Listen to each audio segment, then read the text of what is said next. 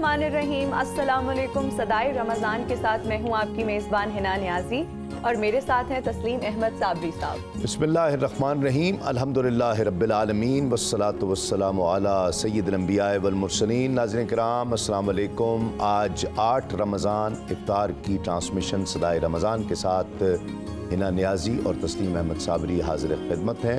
हमारे साथ मेहमानान गिरामी के कदर हमारे साथ तशरीफ़ फरमाए मुफ्ती मोहम्मद अशफाक मदनी साहब, किबला मोहम्मद अमानत रसूल साहब, अल्लामा हसन रज़ा बाकर साहब, अस्सलाम वालेकुम। बहुत शुक्रिया। किबला हाफिज़ मोहम्मद ज़ीशान इलाही सियालवी साहब, ग़ुलाम फ़रीद क़ादरी चिश्ती साहब, अस्सलाम वालेकुम। बहुत शुक्रिया, खुश आमदीद आपको भी। क़ारी ज़फ़र अली सियालवी साहब और डॉक्टर ज़ैनब गोंदल साहब हमारे साथ तशरीफ़ फरमा हैं। सबको खुश आमदीद। प्रोग्राम का आगाज़ तिलावत कलाम रहमान से करते हैं और क़ारी ज़फ़र अली सियालवी साहब शरफ़ हासिल कर रहे हैं। बिस्मिल्लाह। औज़ु बिल्लाहि मिनश शैतानिर रजीम।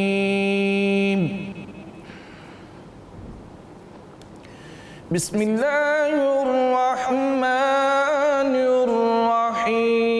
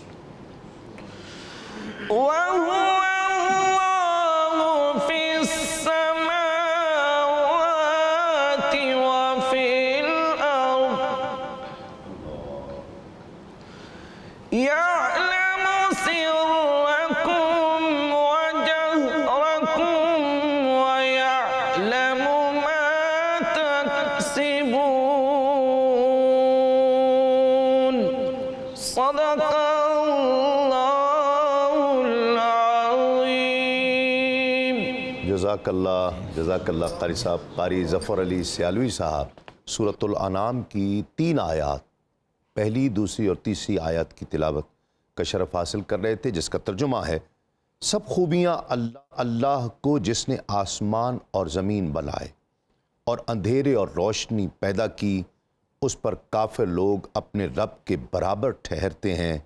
वही है जिसने तुम्हें मट्टी से पैदा किया, फिर एक मयाद का हुक्म दिया और एक मुकर्रर वादा उसके यहाँ है, फिर तुम लोग शक करते हो।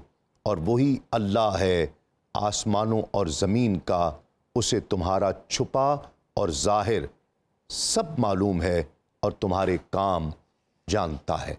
अल्लाहुल अज़ीम ने सच फरमाया। नाज़रीन किराम, आज की हदीस मुबारका, हुज़ूर नबी करीम सल्लल्लाहु अलैहि वसल्लम ने एक कैदी औरत को देखा। उसका बच्चा कहीं खो गया था। वो पागलों की तरह अपने बच्चे को तलाश करने लगी। कभी यहाँ जाती, कभी वहाँ जाती, और जो भी बच्चा उसे नज़र आता वो उस गले लगाने की कोशिश करती, समझती थी कि ये मेरा बच्चा है। कुछ देर बाद उसको अपना बच्चा मिल गया और वो खुशी से, वो कैफियत थी उसकी कि बताई नहीं जा सकती, अल्फाज में बयान नहीं की जा सकती। उसने गले से लगाया, उसको चूमती रही। आका अलैहिस्सलातु वस्सलाम ने जब ये मंज़र देखा तो नबी करीम सल्लल्लाहु अलैहि वसल्लम ने फरमाया कि बताओ, क्या ये औरत अपना बस चलते हुए इस बच्चे को आग में डालेगी? तो लोगों ने कहा कि या रसूल अल्लाह, हरगिज़ नहीं, ये तो उससे इतना प्यार करती है। आका अलैहिस्सलातु वस्सलाम ने फरमाया, अल्लाह की कसम, जिस कदर ये माँ अपने बच्चे पर मेहरबान है, इससे कहीं ज़्यादा अल्लाह अपने बंदों पर मेहरबान है, रऊफ़ है, रहीम है। नाज़रीन इकराम, आज मुबारका के हवाले से ही बात करते हैं। इतनी अहम चीज़ कि आका अलैहिस्सलातु वस्सलाम फरमा रहे, कसम खाकर फरमा रहे हैं कि अल्लाह उस माँ से ज़्यादा अपने बंदों से प्यार करता है। ये कैसे हो सकता है कि एक माँ तो न चाहे कि उसका बच्चा जहन्नुम में जाए, आग में जले, लेकिन रब चाहे, रब भी यही चाहता है कि मेरे बंदे मेरे हो जाएं, मेरे करीब हो जाएं, मेरे फर्मा बरदार हो जाएं। क्या कहते हैं मुफ्ती साहब? बिस्मिल्लाहिर्रहमानिर्रहीम। करोड़ों दुरूद व सलाम हूँ हज़रत मोहम्मद सल्लल्लाहु अलैहि वसल्लम पर और आपकी आल पर। यकीनन अल्लाह बंदों से यही चाहता है कि बंदों के लिए जो खूबसूरत जन्नत बनाई है वो उसको हासिल करने में कामयाब हो जाएं। जी हाँ। जैसे जब जन्नत को अल्लाह रब्बुल आलमीन ने बनाया तो हज़रत जिब्राईल अलैहिस्सलाम ने अर्ज़ की, या रब, ये जन्नत इतनी खूबसूरत है कि अगर तेरे बंदे इसको देख लें तो इसकी कोशिश में ज़िंदगियाँ वक्फ कर दें। और फिर अर्ज करने लगा, या रब, इसको इतनी आजमाइशों में ढांप दिया गया है कि किस्मत वाले ही इसमें दाखिल हो सकेंगे। तो अल्लाह रब्बुल आलमीन का ये इनाम और माँ जैसी शफकत है कि उसने हमें रमज़ान करीम अता किया है। अमेरिका से एक किताब छपी 1994 में, बोस्निया के गैर मुस्लिम फ़लसफ़ी की लिखी हुई थी, जिसमें उन्होंने बड़ी खूबसूरत बात कही, इस्लाम बिटवीन ईस्ट एंड वेस्ट। उसके अंदर वो लिखते हैं कि जो रोज़ा अल्लाह रब्बुल आलमीन का इतना बड़ा इनाम है कि इसको आप इनफिरादी ईमान का मसला नहीं कह सकते। ठीक है। ये मुआशरती ज़िंदगी की एक जिम्मेदारी है। अच्छा। और वो कहते हैं कि रोज़ा, इसके अंदर मज़हब की ऐसी तशरीह है जो बाकी किसी मज़ाहिब के अंदर ऐसी तशरीह नहीं पाई जाती। अल्लाह अल्लाह। और एक हासिल कलाम उन्होंने जुमला लिखा बड़ा खूबसूरत, अगर उसको आप महसूस करें तो शायद रोज़ा छोड़े ही ना। वो कहते हैं, रोज़ा दरवेशी और लज्जत के दरमियान हसीन इम्तिजाज का नाम है। अल्लाह। कि इसके अंदर दरवेशी भी है कि हम सारा दिन फकर की सूरत में रहते हैं, लज्जत भी है कि जब जैसे ही इफ्तार होता है तो एक एक घूंट सुकून देता है। हालांकि वही पानी दिन भर पीते रहें तो वो तस्कीन नहीं मिलती जितना रोजे के इफ्तार में मिलती है। हाय हाय, वाकई ये हकीकत है। तो कैसी खूबसूरत उस गैर मुस्लिम ने ये बात लिखी कि दरवेशी और लज्जत के दरमियान हसीन इम्तिजाज, इसका इसी पर शामिल करते हैं आप दीगर अपने मेहमानों को भी। किबला, जो स्मेल आ रही है इफ्तार के वक्त जो मुंह से, वो अल्लाह को महबूब है, पसंद है। शायद हम एक दूसरे की इस तरह की बू पसंद न करें। रब फरमाता है कि मुझे वो स्मेल पसंद है। देखिए, कुरान मजीद में अल्लाह सुब्हानहू व तआला ने अगर ज़ाहिरी तौर पर ज़ाद राह का इंतज़ाम करने का हमें कहा, ज़ाद राह यानी कि जो हमारे जिस्मानी ज़रूरत को पूरा करती है, जैसे खुराक है। कुरान पाक ने कहा कि तुम जब हज पर जाओ तो वतज़व्वदू फ़इन्न खैर ज़ादि तक़वा। जी हाँ। यानी जब तुम हज पर जाओ तो ज़ाद राह साथ ले लिया करो। और इसी तरह अल्लाह सुब्हानहू व तआला ने लिबास का जब जिक्र किया कुरान पाक में, तो अल्लाह पाक ने कहा कि ये ज़ीनत भी है और ये तुम्हारे तन को ढांपता है, खूबसूरत तुम्हें बनाता है। फिर अल्लाह ने कहा लिबासु तक़वा ज़ालिका खैर, तक़वा का लिबास बेहतर लिबास है। तो हकीकत ये है कि अल्लाह सुब्हानहू व तआला बातिन को और अल्लाह सुब्हानहू व तआला नियत को और अल्लाह सुब्हानहू व तआला हकीकत को देखता है। बेशक ये बुनियादी बात है। अल्लाह के नज़दीक ज़ाहिर की इतनी अहमियत नहीं है। जैसे रसूलुल्लाह सल्लल्लाहु अलैहि वसल्लम ने फरमाया कि अल्लाह सुब्हानहू व तआला तुम्हारे ज़ाहिर को नहीं देखता, तुम्हारी सूरतों को नहीं देखता, अल्लाह सुब्हानहू व तआला तुम्हारे दिलों में छुपे हुए तकवे को देखता है। बेशक बेशक। तो ये बुनियादी बात है। इसीलिए जिसे हम बू कहते हैं वो अल्लाह को इसलिए पसंद है कि बंदे ने उसकी फर्माबरदारी में रोज़ा रखा और उसकी फर्माबरदारी में वक्त गुजारा, तो उसके मुंह से जो आने वाली बू है वो रब असल में उसकी नीयत को, उसके इरादे को और उसके ईमान को, उसके यकीन को और उसके इस्लाम को देखता है कि जिसकी बुनियाद पर अल्लाह को वो बू भी पसंद है। अल्लाह। अब आप देखिए कि रसूलुल्लाह सल्लल्लाहु अलैहि वसल्लम ने फरमाया कि अल्लाह को 2 कतरे बहुत पसंद हैं। एक फरमाया खून का कतरा। अब आप देखिए कि हम खून को देखें तो हमें घिन सी आएगी, बू सी आएगी, कराहत होगी। और अल्लाह पाक ने उसको हराम भी किया कि भाई ये हराम है जी, यानी जो हराम की गई चीज़ें उनमें से खून भी है। जी हाँ। दूसरा कतरा रसूलुल्लाह ने फरमाया कि मोमिन की आंख से बहने वाला आंसू, अल्लाह के खौफ से जो बहता है, तो फरमाया कि भाई वो भी अल्लाह ताला को बहुत ही पसंद है। अब देखिए ये दोनों चीज़ें ज़ाहिर में हमें तो पसंद नहीं आएंगी, लेकिन अल्लाह सुब्हानहू व तआला उसको पसंद फरमाता है। एक और हदीस में रसूलुल्लाह ने फरमाया कि अल्लाह सुब्हानहू व तआला तन्हाई में जब मोमिन रोता है अल्लाह के खौफ से, और उसके आँखों से जो आंसू उसके चेहरे पर गिरते हैं, तो रसूलुल्लाह ने फरमाया कि अल्लाह ताला उस चेहरे पर जहन्नम की आग को हराम कर देता है। बेशक। तो अल्लाह सुब्हानहू व तआला की जो जैसे आप कह लीजिए ना प्रायोरिटीज़, और अल्लाह सुब्हानहू व तआला की तरजीहात, और अल्लाह सुब्हानहू व तआला के नज़दीक क्या चीज़ अहम है, वो बंदों से, इंसानों से बिल्कुल मुख्तलिफ है। इंसानों का मेयार ज़ाहिर पर होता है और खुदा का जो मेयार है वो बातिन पर होता है। ठीक, बिल्कुल बिल्कुल ठीक हो गया। अल्लामा साहब, बहुत सारे लोग जो हैं वो रोज़े रखते हैं अल्लाह ताला की खुशनुदी हासिल करने के लिए। सब्र भी हमें सिखाता है रोज़ा, बहुत सारे इसके फ़वाइद हैं। साइंस की एतबार से भी अगर हम बात करें, आप बताइएगा कि रोज़े की मज़ीद क्या खैर व बरकत है? बिस्मिल्लाहिर्रहमानिर्रहीम। अगर हम ये माह रमज़ानुल मुबारक देखिए कि जिसमें एक साहिब ईमान रोज़ा रख रहा होता है, उसमें समझिए कि पूरा महीना ऐसे है कि जैसे कहीं सेल लगी होती है। आप लाहौर में देखते हैं कि इतना रश होता है कि वहाँ पे दाखिल होने के लिए भी लाइंस लगी होती हैं। तो समझिए माह रमज़ान में भी नेकियों का एक लूट सेल मेला लगा हुआ है। लेकिन हमें यहाँ पर इसको उर्फ में लूट सेल मेला कह सकते हैं। हाँ जी, उर्फ में वो नेकियों का वही कहा है। कोई लोग किसी और माना में नेकियों का इसीलिए साथ उर्फ लूट सेल हाँ मेला। जी, कि जितनी भी नेकियां कमा सकते हो कमा लो। इसलिए कि अल्लाह ने जो पैकेज यहाँ पे दिया हुआ है कि अगर एक आयत कुरान पढ़ते हो इस माह मुबारक में, तो बाकी महीनों में आप पूरा कुरान ख़त्म करते हो उसके बराबर सवाब है। अल्लाह अकबर। यानी यही है कि अल्लाह तबारक व तआला ने तुम्हारे थोड़े से अमल को भी बहुत ज़्यादा कर दिया। और यहाँ तक कि अगर 1 दिरहम राह खुदा में खर्च करते हो तो क़यामत के दिन देखा जाएगा वो उहुद के पहाड़ के बराबर सदका बना हुआ होगा। और यही वजह है कि जनाब जाबिर बिन अब्दुल्ला अंसारी रज़ी अल्लाह ताला अन्हो से रिवायत है कि रसूलुल्लाह सल्लल्लाहु अलैहि वसल्लम ने फरमाया कि अगर कोई बंदा इस माह रमज़ानुल मुबारक में दिन में रोज़ा रखे और रात के बेशक थोड़े से हिस्से में इबादत कर ले, और साथ 2 शराइत रखी कि वो अपनी शर्मगाह को हराम से बचाए और अपनी ज़ुबान को हराम से बचाए, तो आपने फरमाया कि वो बंदा इस तरह अपने गुनाहों से बाहर निकल आता है कि जितनी जल्दी ये महीना ख़त्म हो जाता है। तो जनाब जाबिर फरमाते हैं या रसूल अल्लाह, फिर तो बख्शिश का बहुत आसान सामान कर दिया गया। आपने फरमाया लेकिन जो मैंने शराइत बयान की हैं वो शराइत भी बहुत सख्त हैं। और फिर देखिए वो तो इतना बड़ा करीम है हम पर। दुनिया के अगर हम बादशाह देखें, हाकिम देखें, जब सूरज गुरूब होता है वो अपनी सखावत और करम का दरवाज़ा बंद कर लेते हैं कि जिसने आना है दिन में आए, उनसे सखावत का सवाल करे। मगर अल्लाह तबारक व तआला देखिए जब सूरज गुरूब होता है वो अपनी सखावत और करम का दरवाज़ा और ज़्यादा कुशादा कर देता है कि अगर कोई दिन के उजाले में मेरी बारगाह में नहीं आ सकता, वो रात की तारीकी में उठ के आ जाए।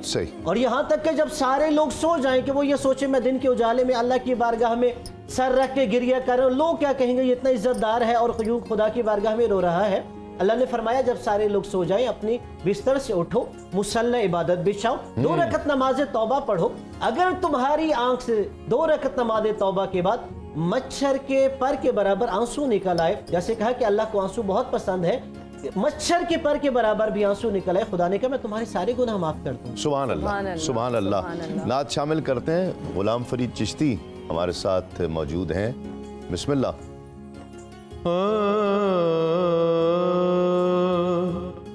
वो नबियों में रहमत लक़ब पाने वाला, वो नबियों में रहमत लक़ब पाने वाला, गरीबों की बरलाने वाला, मुरादें गरीबों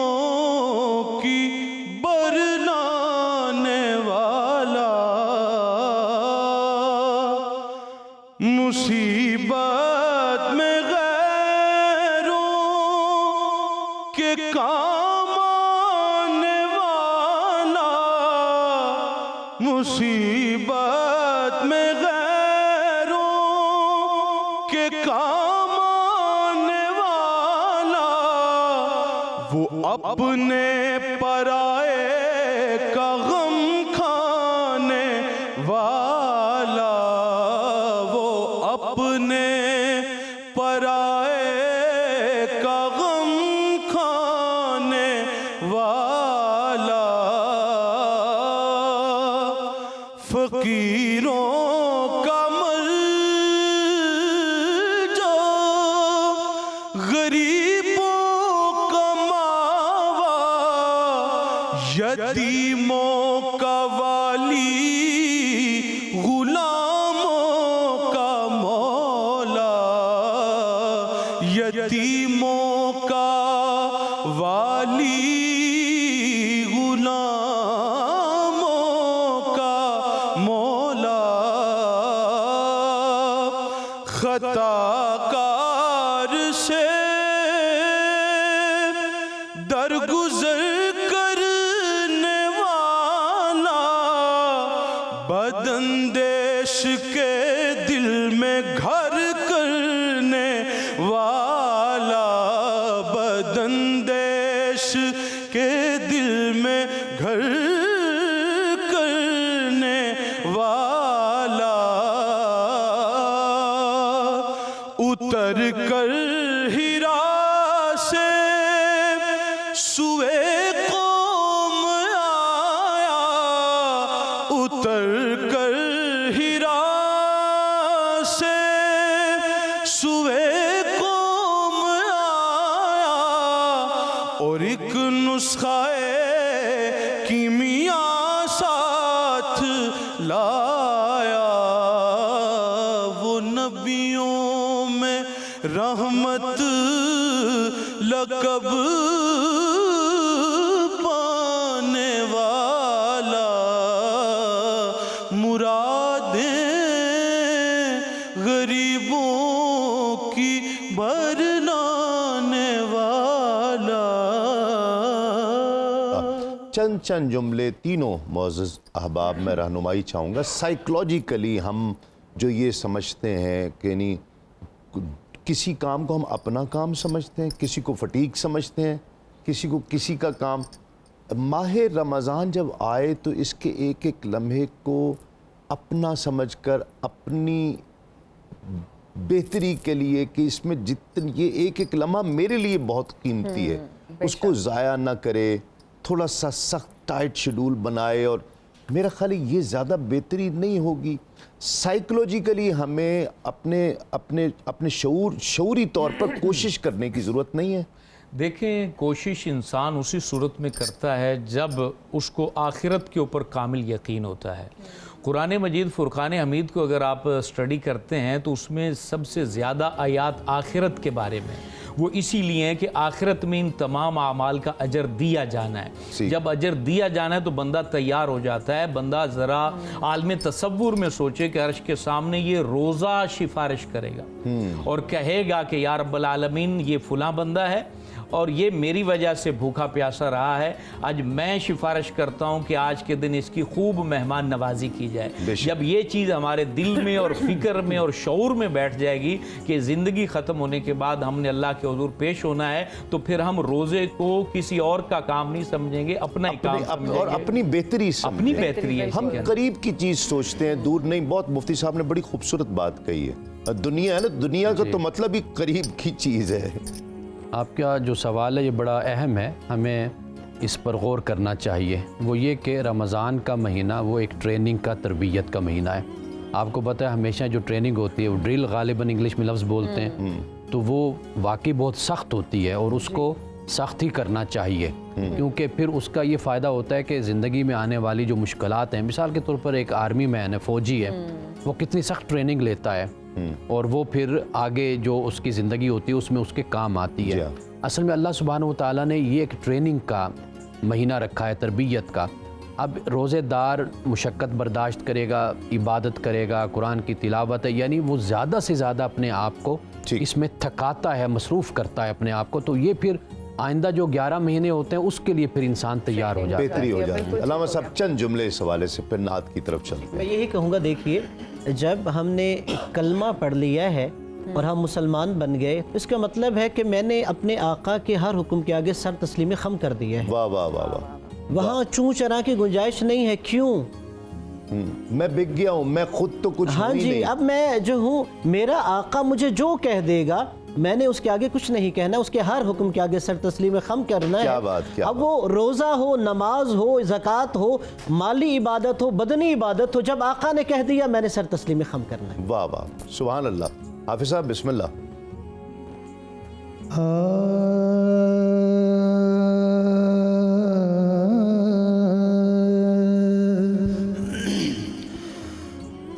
बात उन पर जो छोड़ देते हैं, बात उन पर जो छोड़ देते हैं, दिल शिकस्ता वो जोड़ देते हैं, दिल शिकस्ता वो जोड़ देते हैं।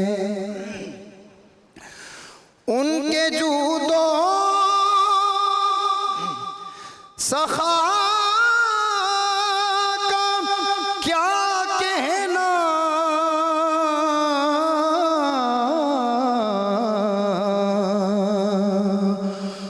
उनके जूदो सखा का क्या कहना, लाख मांगो करोड़ देते हैं, लाख मांगो करोड़ देते हैं। बदलियां आसियों पे रहमत की, बदलियां आसियों पे रहमत की, मेरे आका न छोड़ देते हैं, मेरे आका न छोड़ देते हैं। काबा बनता है उस तरफ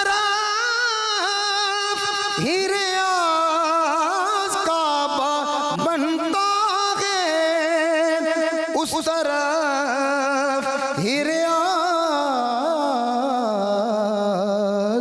वो जिधर रुख को मोड़ देते हैं, वो जिधर रुख को मोड़ देते हैं, बात उन पर जो छोड़ देते हैं, दिल शिकस्ता वो जोड़ देते हैं।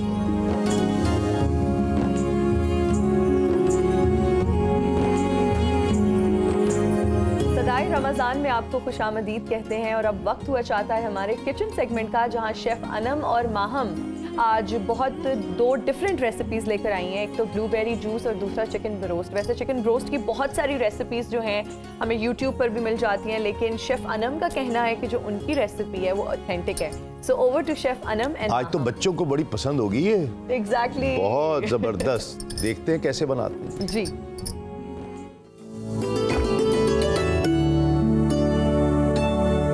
अस्सलामुअलैकुम नाज़रीन, मैं हूं आपकी होस्ट माहम जाहिद। सदाए रमज़ान के सेगमेंट इफ्तार पकवान में हमारे साथ मौजूद हैं अनम शेख, जो कि मज़ेदार किस्म के खाने तैयार करती हैं, बनाने सिखाती भी हैं और पूरा रमज़ान हमें सिखाती भी रहेंगी और मैं भी सीख रही हूं।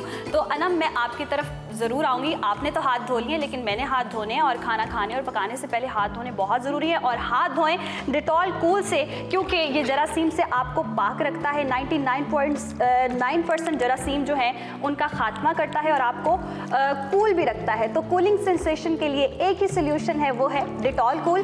तो अब मैं हाथ धो बैठी हूँ, और अब हाथ धोने के बाद हम अगेन चलते हैं अनम शेख की तरफ, और साथ साथ मैं टिश्यूज़ भी पकड़ लूँ। जी अनम, आज बताइए कैसी हैं आप? आज बताऊं क्यों? मैं इसके बाद नहीं बता सकती आपको। जी नहीं, आज भी और इसके बाद भी बताती रहिएगा। मैं बहुत अच्छी हूँ, आप कैसी हैं? मैं भी ठीक ठाक, अल्लाह का शुक्र। और अब आप बताइए कि अब रेसिपी आप क्या जी बिल्कुल, आज जो डिश हम बनाना चाह रहे हैं वो है जी चिकन ब्रोस्ट। अच्छा, ये चिकन ब्रोस्ट को आप एज अ स्नैक भी कर सकते हैं, एज अ मेन कोर्स भी कर सकते हैं। तो ये दोनों ऑप्शंस जो है आपके पास अवेलेबल है। अच्छा, उसके साथ जो है आज हमारी ड्रिंक वो है जी ब्लूबेरी जूस बना रहे हैं हम। और ब्लूबेरी जैसे कि अगर आपको अवेलेबल नहीं होती तो इजीली मार्केट में अवेलेबल है ब्लूबेरी टॉपिंग। तो आप ब्लूबेरी अगर फ्रेश नहीं मिलती तो आप उसके साथ भी जो है जूस को कन्वर्ट कर सकते हैं। सबसे पहले जो मैंने कश्मीर ऑयल अपने पैन में डाल के रखा हुआ है उसको हम रख देते हैं गर्म होने के लिए। अच्छा, मीडियम टू लो इसकी हीट रखेंगे। अच्छा, मैं हीट पे इसलिए इतना पुरजोश होकर बात करती हूँ, वो इसलिए क्योंकि जो ये हीट मेंटेन करना इसलिए ज़रूरी है कि अगर जैसे आप चिकन को कुक कर रहे हैं या कोई भी मीट आप कुक कर रहे हैं तो उसके अलग अलग टाइमिंग्स होते हैं। तो यहाँ पे मैंने ये अगर कैमरा दिखा रहा हो तो मैंने इसके अंदर होल चिकन लिया है जिसे कढ़ाई कट कहा जाता है, जो कि 12 पीसेस वाले होते हैं। उसके बाद हम आप शुरू करेंगे इसकी मैरिनेशन के लिए इसके अंदर जाएगा सॉल्ट, मतलब नमक जो है हस्बे जायका इसके अंदर हम ऐड करेंगे। देख लें, आज मैंने आपको मौका नहीं दिया मुझे ट्रांसलेट करने का, लेकिन मैं फिर भी बोल दूं कि नमक हस्बे जायका आपने डालना है। बिल्कुल। और इसमें नमक ऐड हो चुके हैं। नमक हस्बे जायका मैंने इसके अंदर डाल दिया है। इसको नमक आप लगाकर पहले से भी रख सकते हैं, ये भी एक आपके पास ऑप्शन है। उससे क्या होगा कि जो आपका चिकन है उसके अंदर अच्छे से सॉल्ट का जो है वो नमक का जो फ्लेवर आ जाएगा। अच्छा, अब इसके अंदर जाएगी कुटी हुई काली मिर्चें, तकरीबन 1 टीस्पून के करीब। ठीक, 1 टीस्पून जी, 1 टीस्पून के करीब। उसके बाद जो मेरी मोस्ट फेवरेट है कुटी हुई लाल मिर्चें जाएंगी इसके अंदर 1 टीस्पून के करीब। थोड़ी सी मैं इसके अंदर ½ टीस्पून ऐड करूंगी लाल मिर्च पाउडर जो होता है। अब हम इसके अंदर ऐड करेंगे मैदा, तकरीबन 2 टेबलस्पून के करीब। और साथ में इसके अंदर जाएगा राइस फ्लावर, मतलब चावलों का आटा। चावल का आटा जो है आप इजीली घर में भी बना सकते हैं, नहीं तो आप बाजार से खरीद लें, बड़ी इजीली जो है अवेलेबल होता है। नहीं तो आप ग्राइंड कर लीजिए। नहीं, ग्राइंड करके नहीं डालना, रियल में डालना ज़रूर है। तो इसकी जो है हम मतलब 1.5 टेबलस्पून जो है वो ऐड करेंगे इसके अंदर राइस फ्लावर। अच्छा, उसके बाद मैं इसके अंदर ऐड करूँगी तकरीबन 1 पैकेट के करीब ब्रोस्ट मसाला। अच्छा, उसके बाद इसके अंदर जाएंगे तिल डालेंगे इसके अंदर तकरीबन 2 टेबलस्पून के करीब। 2 खाने के चम्मच इसमें तिल ऐड कर देंगे। तो अब हम करेंगे इसकी मैरिनेशन। अच्छा, आप मुझे वहाँ से अगर पानी पकड़ा देंगी, ये पड़ा हुआ है। तो अब हम इसका करेंगे मैरिनेशन। ऐड भी कर दूँ? हाँ जी, करते डालें।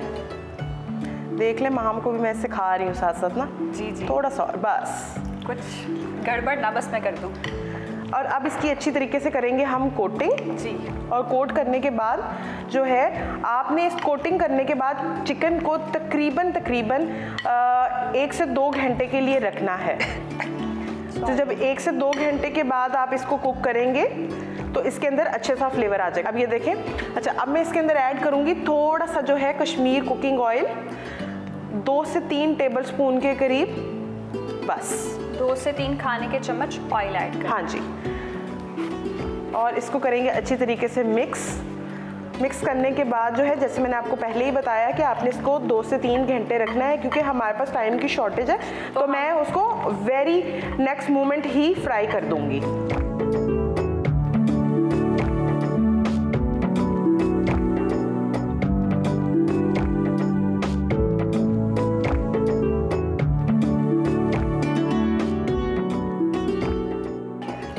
तो ये देखिए जी, अब हमारा चिकन हो गया है। और मुझे भी खाने की जल्दी होती है। आपको भी जल्दी होती है, लेकिन हम खाने को आपको तब ही देंगे जब आप रोज़ा अफ्तार होगा। अच्छा, अब मैं इसको ऐड करूँगी अपने कश्मीर के कुकिंग ऑयल में।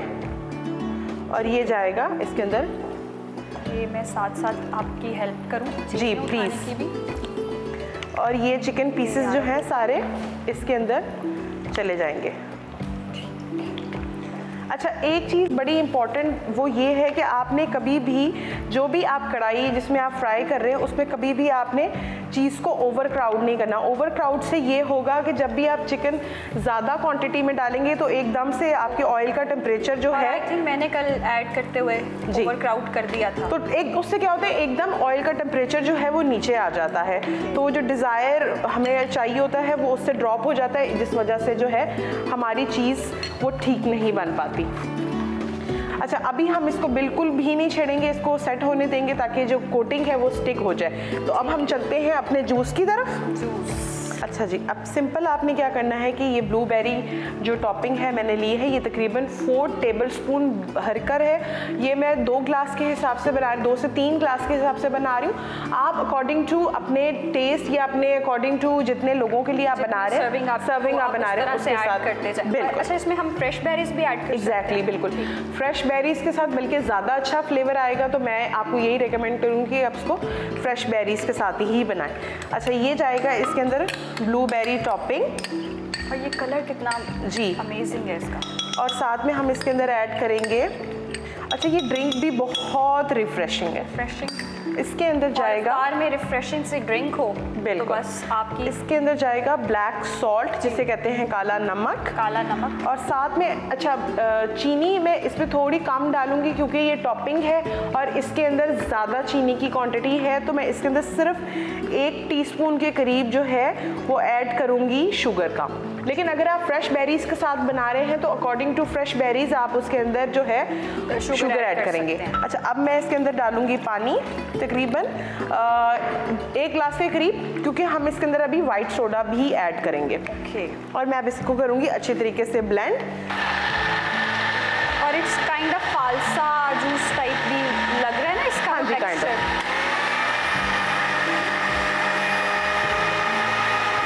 और साथ साथ हमारा रोस्ट भी रेडी हो रहा है और जूस भी तैयार हो रहा है, तो बस झटपट देखें, आज भी अनम ने बिल्कुल फटाफट सारी रेसिपीज रेडी कर ली हैं। तो अब क्या करेंगे कि ये जो वाइट सोडा, किसी किस्म का भी वाइट सोडा, अच्छा अगर आप वाइट सोडा नहीं डालना चाहते तो कोई भी स्पार्कलिंग वाटर या क्लब सोडा आप इसके अंदर ऐड कर सकते हैं। ठीक है। और ये इसके अंदर चला गया वाइट सोडा।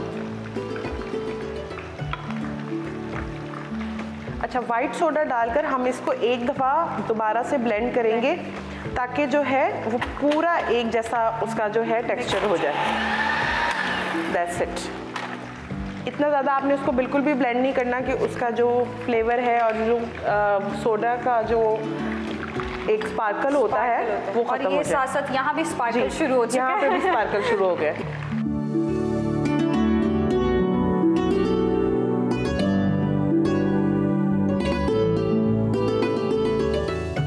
ब्लूबेरी जूस जो है रेडी हो चुका वो रेडी हो चुका है। और आई थिंक ये भी रेडी हो चुका है, क्योंकि बिल्कुल। जब आप कहती हैं कि आवाज़ें आना नहीं, शुरू अभी होती ये हैं, इसको नहीं, रेडी होने में थोड़ा टाइम है, 1 से 2 मिनट का टाइम ठीक। है। तो हमारा ये जूस रेडी हो चुका है। तो जो अब हमने इसको स्टीम में कुक किया था तो हमारा चिकन जो है वो रेडी हो गया है। तो मैं इसको सबसे पहले एक प्लेट में निकाल लेती जिसको हूँ। हमने ऑलमोस्ट 10 मिनट्स तक। जी बिल्कुल, 10 मिनट्स तक हमने इसको कुक किया है और हमारा चिकन जो है वो बिल्कुल टेंडर हो गया हुआ है और उसकी जो ऊपर वाली लेयर है वो फुली क्रिस्पी। और इसकी इतनी प्यारी खुशबू आ रही है ना, फील होना शुरू। अब मुझे सही रोज़ा अब आप लग इनको सही रोज़ा लगे। बहुत प्यारी खुशबू है। वैसे भी हम जो है ना सिर्फ उधर ही देख रही होती हैं जब चीज़ें बन जाती हैं। मैं उधर तो देख रही थी, लेकिन लिटरली आज बहुत प्यारी खुशबू एकदम से आई है, जैसे आपने बस तो ये जो है हमारा चिकन बिल्कुल फुल डन हो गया है और ये बिल्कुल एंड तक जो है उसे कहते हैं ना कि बोन तक कुक हो चुका है। तो it will take like 10 minutes in steam, कि 10 मिनट लगेंगे स्टीम में जब आप इसको कुक करेंगे हल्की आंच के ऊपर बिल्कुल।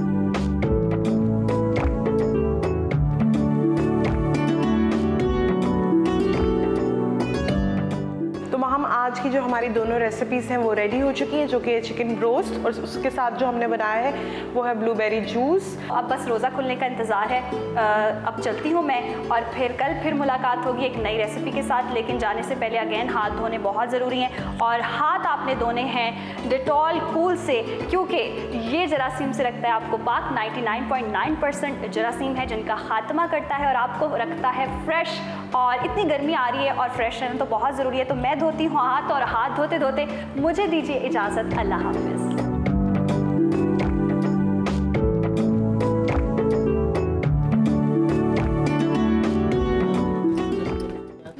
Thank you chef Anam and Maham, आपका बहुत शुक्रिया। और अभी हम लेंगे एक ब्रेक, हाजिर होंगे ब्रेक के बाद। और जब हम ब्रेक के बाद आएंगे तो हम डिस्कस करेंगे कि सहरी में दूध और दही का इस्तेमाल किस तरह से करना चाहिए, किस क्वांटिटी में करना चाहिए। लेते हैं जी एक ब्रेक, हाजिर होंगे ब्रेक के बाद।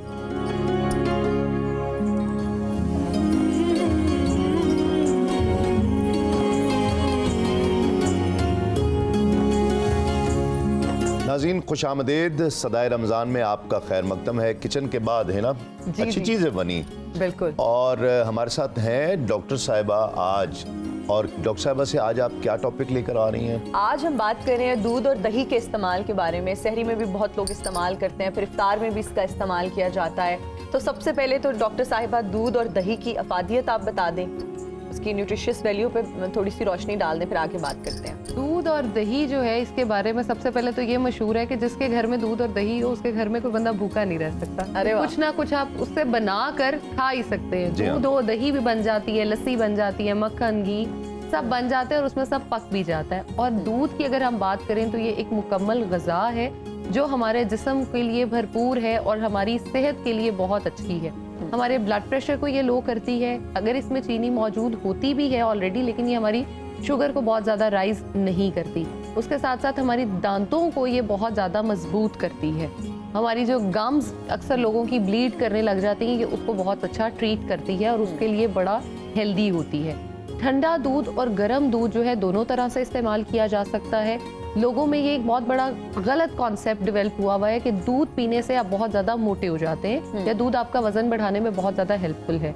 दूध गलत नहीं है, दूध आपका वजन नहीं बढ़ाता। अच्छा। लेकिन अगर आप ज्यादा दूध इस्तेमाल करें, वही बात है excess of everything is bad, ज्यादा दूध इस्तेमाल करेंगे तो वजन ज्यादा बढ़ना शुरू हो जाएगा। ठीक है। अक्सर लोगों में ये देखा जाता है कि वो क्या करते हैं, वो पानी की जगह भी दूध का इस्तेमाल कर रहे होते हैं। जैसे मुझे प्यास लगती है तो मैं दूध ही पी लेता हूँ, क्योंकि दूध आपकी स्किन के लिए बड़ा अच्छा होता है। तो हमें लगता है कि सारा दिन पियेंगे तो स्किन जरा ज्यादा अच्छी हो जाएगी। लेकिन उसकी क्वांटिटी क्वांटिटी इंपॉर्टेंट है। कितनी होनी चाहिए? एक नॉर्मल पर्सन जो है वो 2 से 3 कप जो है वो दिन में इस्तेमाल कर सकता है। बच्चों के पूरे लिए भी दिन क्वांटिटी बता दें, हमारे लिए भी बता दें कि हम किस तरह इस्तेमाल बच्चों करें। में 4 से 5 ग्लास, ये हम बात करें 3 साल के ऊपर जी। 3 साल के बच्चों जो ऊपर है 4 से 5 ग्लास एक नॉर्मल रूटीन में वो इस्तेमाल कर सकते हैं। और बड़े जो हैं वो 2 से 3 ग्लास मैक्सिमम। अगर कोई वजन बढ़ाना चाह रहा हो तो वो इससे ज्यादा इस्तेमाल कर सकता है, शेक्स की फॉर्म में या स्मूदीज की फॉर्म में ज्यादा तो इस्तेमाल लो किया जा फैट जो सकता है। मिल्क होता है, जो बालाई के बगैर आजकल मार्केट में भी बहुत सारे इस तरह के लो फैट मिल्क दस्तयाब हैं, तो हम उनका इस्तेमाल भी कर सकते हैं। अच्छा, मार्केट में जो अवेलेबल दूध है, पहले ये हमें कंफर्म करना पड़ेगा कि क्या वो वाकई ही दूध है, क्योंकि अच्छा। बहुत बड़ी कंपनीज जो हैं, नाम मैं किसी का मेंशन नहीं करूंगी, लेकिन डब्बे में अवेलेबल है, जैसे भी है वो दूध है ही नहीं है। अच्छा, आपका मशवरा क्या है, डब्बे का दूध लेना चाहिए या खुला दूध? मेरा तो ये मशवरा भी है और मैं खुद भी इस चीज़ को प्रेफर करती हूँ कि गवाले वाला जो दूध है, अगर तो आपको बहुत पता है कि ये फ्रेश मिलता है, ठीक है, तो वो 120% इफेक्टिव है कि आप वही इस्तेमाल करें। तो अच्छा। डॉक्टर ज़ैनब, क्या कोई ऐसा पैमाना है जिसकी वजह से हम चेक कर सकें, हाँ। किसी लेबोरेटरी में लेकर जा सकें जो बिल्कुल। गवाले वाला दूध भी आ रहा है कि वो सही दूध है या नहीं? अच्छा, लेबोरेटरी में जाने से बेहतर है कि हम उसको अपनी बॉडी पे ही टेस्ट कर लें तो ज्यादा बेहतर हो जाता है। तो टेस्ट भी वैसा ही होता है डॉक्टर ज़ैनब, हाँ, पता ही नहीं चलता वो इतना पानी लेकिन मिला दूध और दही को टेस्ट करने का सिंपल सा तरीका है, उसकी जाग लगा ले, दही नहीं बनेगी। जो बाहर दूध मिलता है ना, उसकी जो दही मिलती है डब्बे में, उसकी भी नहीं बनती।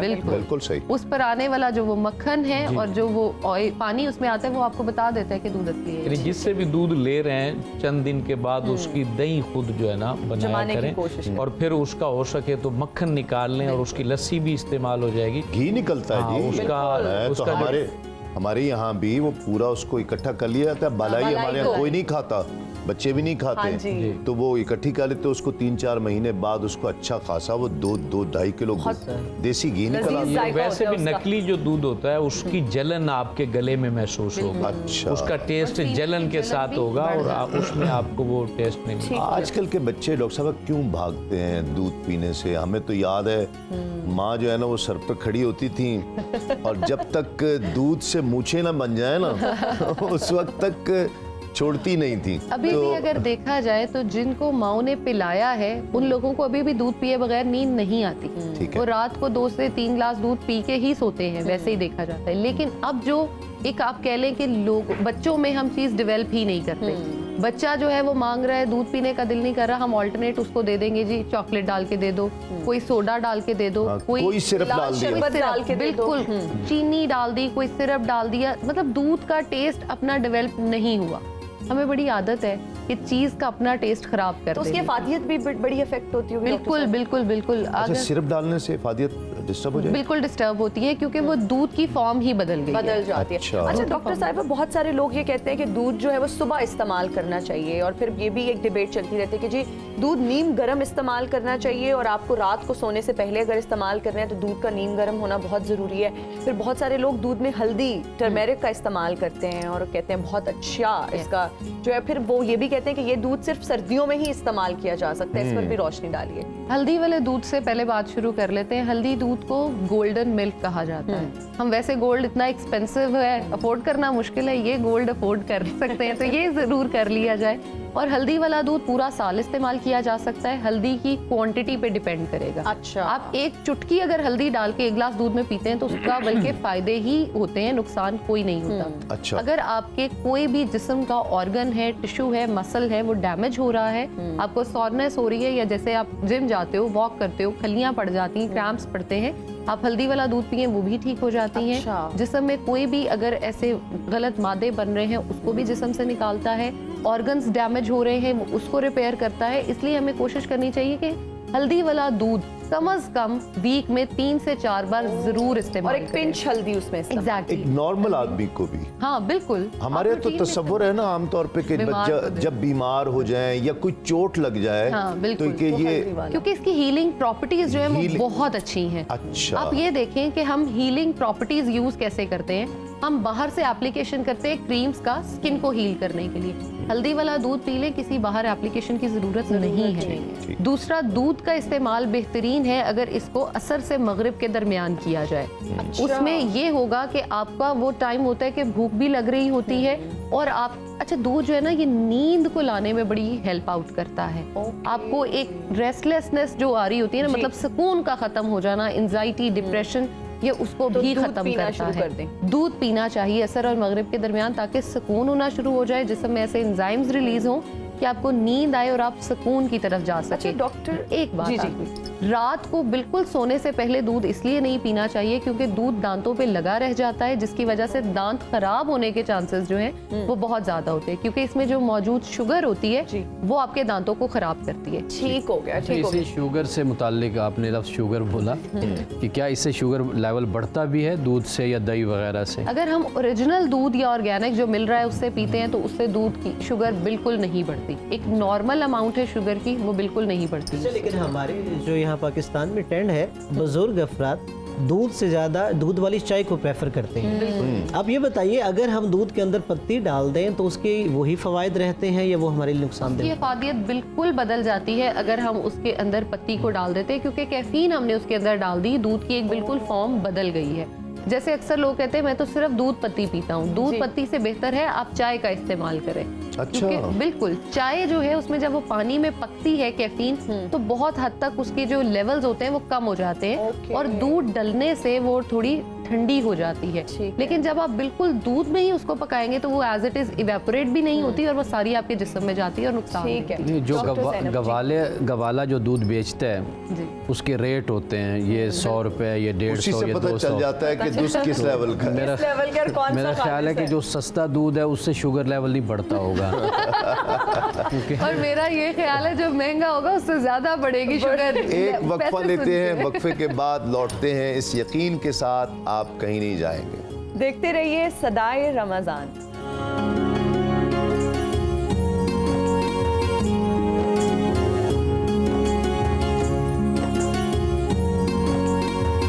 सदाए रमज़ान में आपको खुशामदीद कहते हैं। और जैसा कि आप लोग देख सकते हैं कि मेरे पास इस वक्त नन्हे मुन्ने प्यारे प्यारे बच्चे मौजूद हैं, उनसे बात करते हैं। आज इफ्तारी के लिए बच्चे हमारे साथ मौजूद हैं। जी, क्या नाम है आपका बेटा?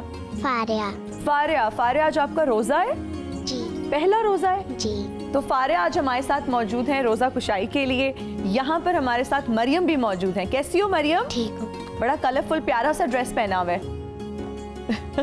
भाई के साथ आई हो, आपका भाई है? यस।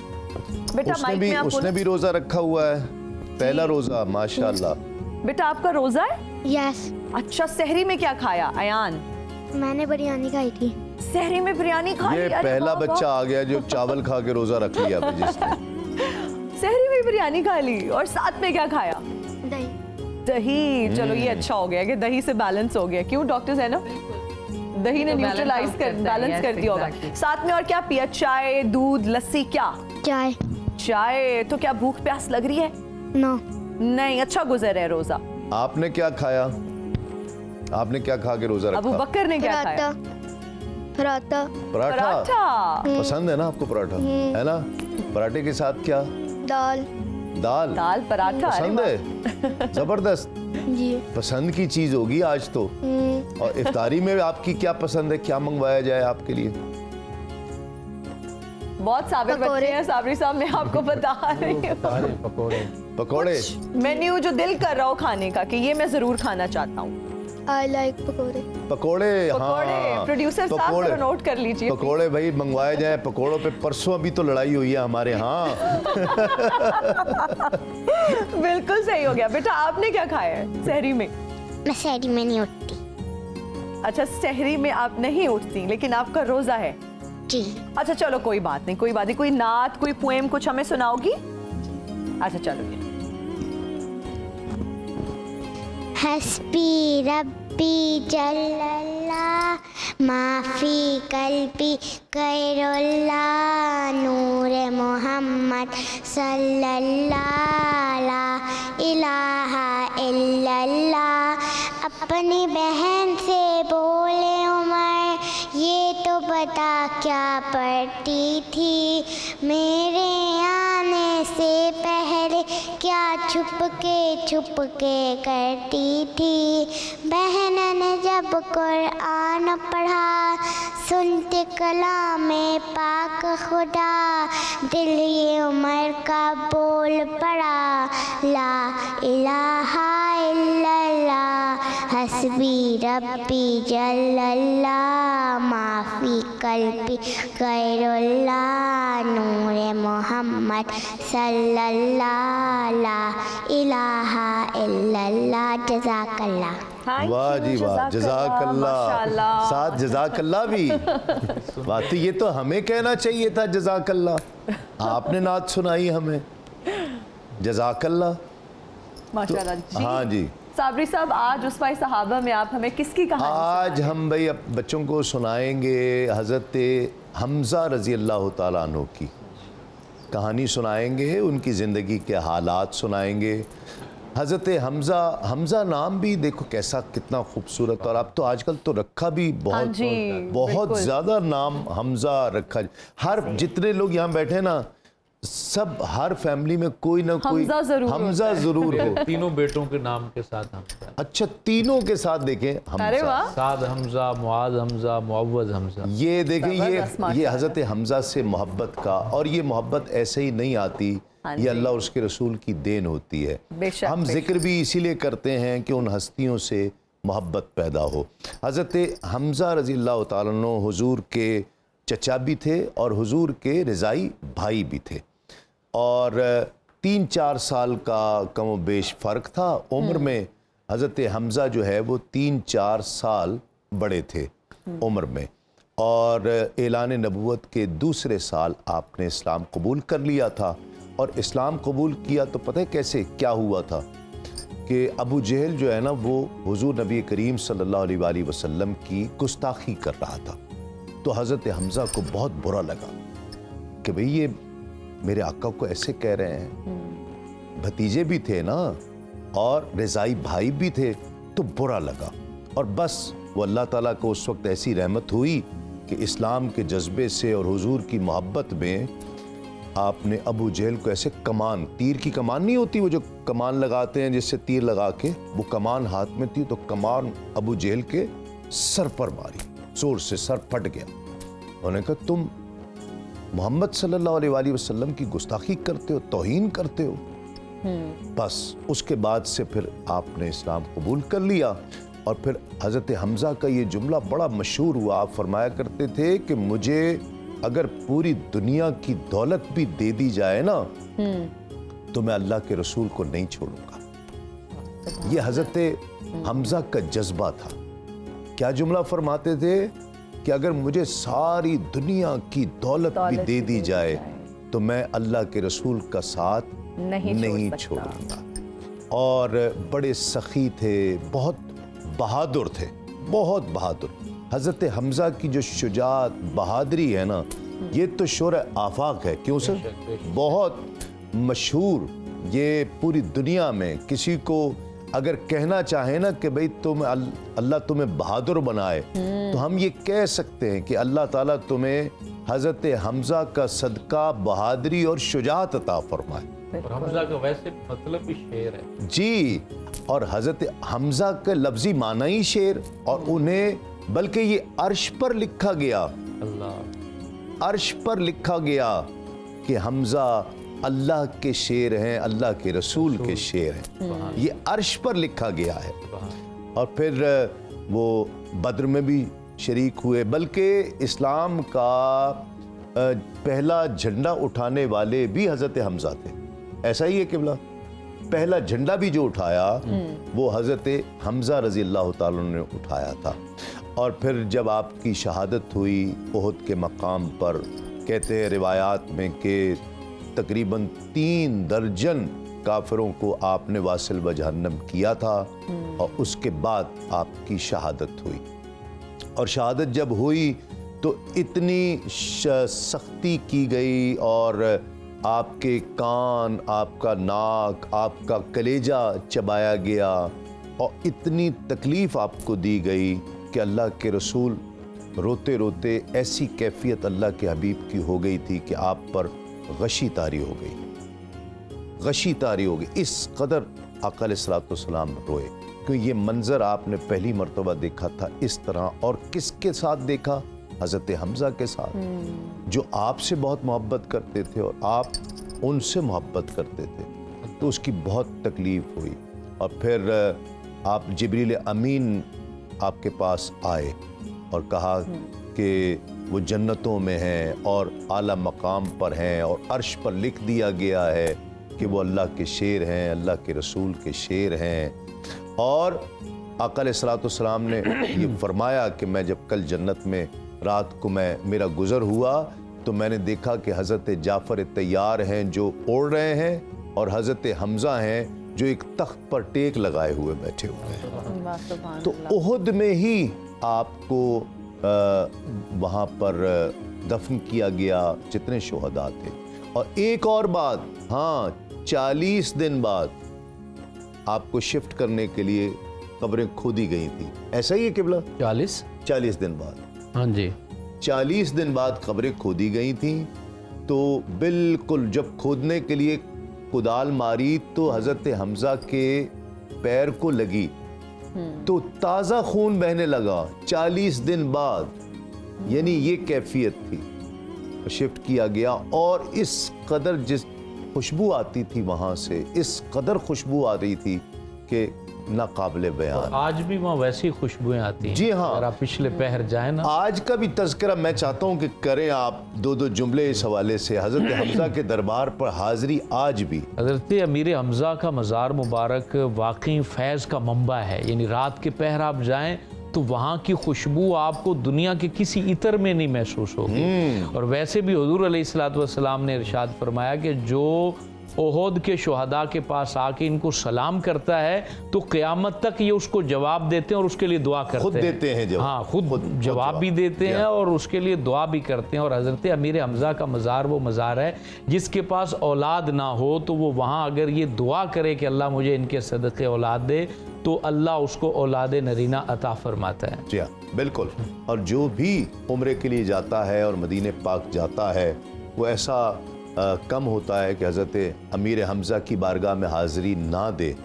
मैं तो बस जब हाजिर हुआ था तो उस वक्त मैं तो हर रोज़ जाता था, हर रोज़ अल्लाह मगरिब पढ़कर ऐसे। मैं- और वैसे भी अगर हाजिरी वहाँ पहले आए गवर्नर मदीना के पास और जी हाँ। फिर हुजूर के पास जाएं तो अहले ज़ौक़ यूँ हाजिरी देते हैं वहाँ पर। तो ये हज़रत अमीर हमज़ा हुजूर इनसे बहुत मोहब्बत करते थे और हज़रत अमीर हमज़ा हुजूर से बहुत मोहब्बत करते थे। ठीक है, कहानी आज की आपको पसंद आई? हाँ, किस किस को पसंद आई है? अब बताओ जी। कोई और बच्चा कुछ हमें नात सुनाना चाहे, कुछ भी, कोई हमद? मरियम आप? मोहम्मद मोहम्मद मदीना मदीना मोहम्मद मोहम्मद मदीना मदीना चली जिस तरफ से नबी की सवारी हजलने शजलने की धी चुके सलामी सभी कर रहे हैं नबी की गुलामी सिखाया नबी ने हर एक शय को जीना मोहम्मद मोहम्मद मदीना मदीना मोहम्मद मोहम्मद मदीना मदीना करते थे जब हम आका की इबादत तो कुरान करता था इनकी तलावत करते थे जब हम आका की इबादत तो कुरान करता था इनकी तलावत मोहम्मद मोहम्मद मदीना मदीना मोहम्मद मोहम्मद मदीना मदीना दिखा दे इलाही वो प्यारा मदीना दिखा दे इलाही वो प्यारा मदीना बना दे इलाही मदीना यसीना दिखा दे इलाही वो प्यारा मदीना मैं मर जाऊँ मेरे कफन पे ये लिखना मैं मर जाऊँ मेरे कफन पे ये लिखना मोहम्मद मोहम्मद मदीना मदीना मोहम्मद मोहम्मद मदीना मदीना। Thank you. बच्चों के लिए हमारे पास यहाँ पे गुडी बैग्स भी मौजूद हैं। बेटा ये आपका।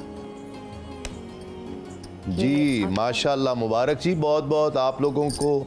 और आपके पकोड़े भी आ चुके हैं भाई, आ चुके हैं। मैं वो देखो नजर आ रहे हैं अबू मुझे। बकर हमें ठीक नजर आ रहे हैं, पकौड़े आपको आ खुशबू चुके आ रही है ये हजरत? आपका। हाँ जी बिल्कुल, वक्फे पर जा रहे हैं। बस 40 दिन मैंने कहा था, 40 साल बाद, 40 साल हज़रत अमीर माविया के ज़माने में नहर खोदी गई थी, खोदा गया तो ग़ज़वा ओहद के दीगर सहाबा जो शुहदा थे, तो 40 वहाँ- दिन मैं गलती से कह गया था। मैं ये वो कहने 40 लगा था, साल है, हाँ। 40 साल है। एक वक्फा लेंगे, वक्फे लाहौर और उसके मुज़ाफ़ात में इफ्तार का वक्त भी करीब है। एक वक्फे के बाद लौटते हैं।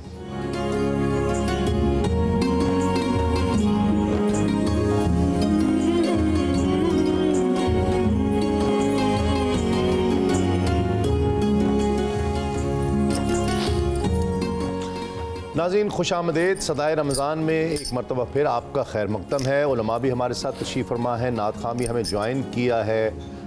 खुज़ैमा साहब हैं जिनकी ये कैलीग्राफ़ी है और ये बहुत अच्छी तख्लीक़ात ये लेकर आए हैं, उसके बारे में इनसे बात भी करेंगे। और हमारे साथ हसान साहब, हसान फरीदी साहब मौजूद हैं, नात खां जो आज मुकाबले में शरीक नात खां हैं।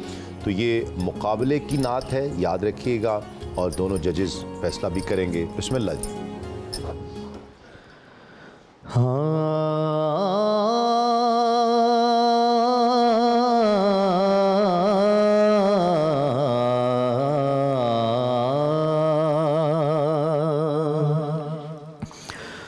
हुजूर मेरी तो सारी बहार आप से है, हुजूर मेरी तो सारी बहार आप से है। मैं बेकरार था, मेरा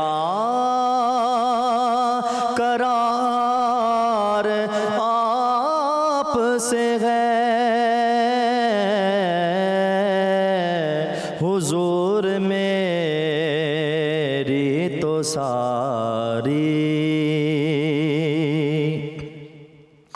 सियाहकार हो आका बड़ी नदामत है, सियाहकार हो आका बड़ी नदामत है, कसम खुदा की ये मेरा, कसम खुदा की ये मेरा, वकार आप से है, कसम खुदा की ये मेरा, वकार आप से है। मुहब्बतों का सिला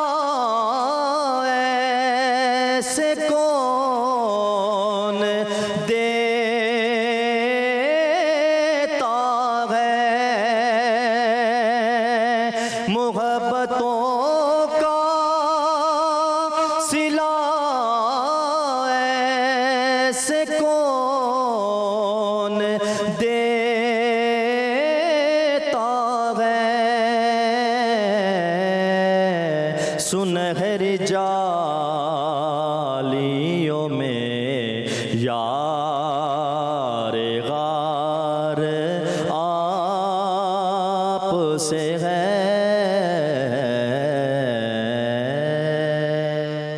इंशाअल्लाह। हसन बाबर फरीदी मियाँ वाली से आए हैं ये माशाल्लाह। जी ऑल द और वे फ्रॉम मियाँ वाली। जी सफ़र भी काफ़ी तय किया है और ऑब्वियसली रोज़ा भी है, तो उसमें अच्छा पढ़ा है आपने, लेकिन है जहाँ पर भी आया आपने उसको गैर पढ़ा है। तो ये बहुत कॉमन है, सरा खान अक्सर सुनता भी हूँ, तो वो है को गैर पढ़ते हैं, तो इसको है ही जो है वो, और इंतखाब कलाम और बेहतर किया जा सकता है मुकाबले के लिए, तो वैसे अच्छा है और मज़ीद बेहतर किया जा सकता है। आवाज़ भी अच्छी है आपकी। एक बात करना चाहूँगा, जितने भी आने वाले कंटेस्टेंट हैं हमारे पास, तस्लीम साबिर साहब के कोशिश करें आला हज़रत कलाम को मुकाबले में चूज़ करें, उससे आप मैक्सिमम नंबर आप हासिल कर सकते हैं। जैसे आप किसी और कलाम का इंतखाब करेंगे तो उसमें मार्क्स में कमी आती है। बाकी पढ़ा बहुत अच्छा है, थोड़ी तलफ़्फ़ुज़ में कमी है, महब्बतों का, और दूसरा आप लफ्ज़ को कौन अदायगी कर रहे हैं, कौन, महब्बतों का सिला ऐसे कौन देता है, कौन, ठीक है, बस ये थोड़ी बहुत मिस्टेक्स थी, बाकी आवाज़ बहुत अच्छी है माशाल्लाह। जी हाँ माशाल्लाह माशाल्लाह। माशाल्लाह। और खुज़ैमा भी हमारे साथ हैं। खुज़ैमा, कैसे हुआ ये शौक़? शौक़ तो कोरोना के दौरान शुरू हुआ। इससे पहले जो इकबाल को मुतालिया, क्योंकि मेरा जो ज़्यादातर काम है वो इकबाल से रिलेटेड होता है। अच्छा माशाल्लाह, हमारी ज़बरदस्त। टीम भी है अपना मकाम पैदा करके नाम से, जो इकबाल को प्रमोट कर रही है, इकबाल के कलाम को। तो इकबाल को जब से मैंने अपने शेख खादिम रिजवी साहब से सुना इकबाल को, तो मुझे एक शौक़ पैदा हो गया कि मैं इनको लेके अज़हर दो आलम मन फ़कीर, बिल्कुल, रोज़े में शर हाय मन पसीर। जी हाँ। तो ये एक जो है ना मोहब्बत और अकीदत का उनके साथ इजहार है इकबाल के साथ। ज़बरदस्त। अभी हम जा रहे हैं एक ब्रेक की जाने। ब्रेक से जब हम वापस आएंगे तो मज़ीद आपसे बात करेंगे, कैलीग्राफी के बारे में भी जानेंगे। हमारे साथ रहिएगा, देखते रहिए सदाए रमज़ान।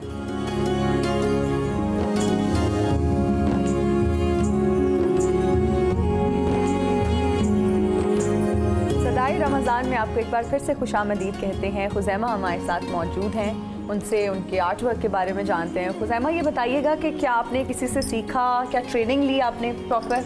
शुरू में तो कुछ सीखा था, लेकिन प्रॉपर किसी के पास जाके सीखा नहीं, बस शौक जैसे ही आता गया तो फिर मैं काम। तो अभी आप बता रहे थे कि आप ऑनलाइन भी लोगों को क्लासेस देते हैं? जी जी बिल्कुल, मैं ऑनलाइन सिखाता हूँ। अच्छा, तो उसकी क्या वर्किंग, क्या उसकी टाइमिंग्स क्या हैं?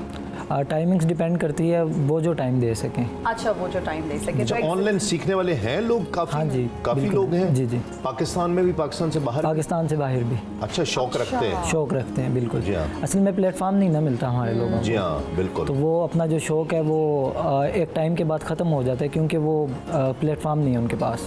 जी, तो एग्जीबिशंस वगैरह में भी आपने कभी पार्टिसिपेट किया या इरादा रखते हैं डिस्प्ले करने का? जी, मैंने बहुत ज़्यादा एग्जीबिशन में जो है वो अपना काम डिस्प्ले किया है और नेशनल गोल्ड मेडलिस्ट हूँ मैं 2 बार। अच्छा, तो माशाल्लाह। अलहमरा में भी एग्जीबिशन हुई और फिर अपनी जो टीम है अपना मकाम पैदा कर, उसने भी एक आर्ट जो है वो प्रमोट करने के लिए एग्जीबिशन की थी। उसमें भी बहुत ज़्यादा मुख्तलिफ जगहों पे एग्जीबिशंस की हैं पाकिस्तान में। ज़बरदस्त। तो आप क्या समझते हैं कि हमारे यहाँ कैलीग्राफी को प्रमोट करने के लिए हुकूमती सतह पर क्या इक़दाम करने की ज़रूरत है? जब आर्टिस्ट की पूरी कीमत होती है उसकी दाद, जब वो कोई काम करता है ना पेश, तो उसको जितना सराहा जाएगा उसको और ज़्यादा मज़ा आएगा काम करने में। बिल्कुल। तो हुकूमत से यही है कि जो है डिफरेंट जगहों पे आर्टिस्ट के काम लगे होंगे। जैसे आप फ्रांस में चले जाएं या ओवरऑल पाकिस्तान में दुनिया में कहीं भी चले जाएं, तो वहाँ पे जो है आर्टिस्ट को दिखाते हैं, उनका काम दिखाते हैं। जी हाँ, बिल्कुल सही। ठीक हो गया, थैंक यू। बहुत अच्छी बात खुज़ैमा, बहुत खुशी हुई आपकी ये तख्लीक़ात देखकर भी बहुत अच्छा लगा। आप आए, बहुत शुक्रिया। उलमाए किराम आपका बहुत शुक्रिया। सना खानन रसूल आप तशरीफ़ लाए, बहुत शुक्रिया। इंशाअल्लाह सुबह नवा रोज़ा है पाकिस्तान में और कई दीगर ममालिक में इंशाअल्लाह सहर की ट्रांसमिशन में आपसे मुलाकात होगी। तब तक के लिए हिना नियाज़ी को और तस्लीम अहमद साबरी को इजाज़त दीजिए। अस्सलामु अलैकुम, तस्लीमात।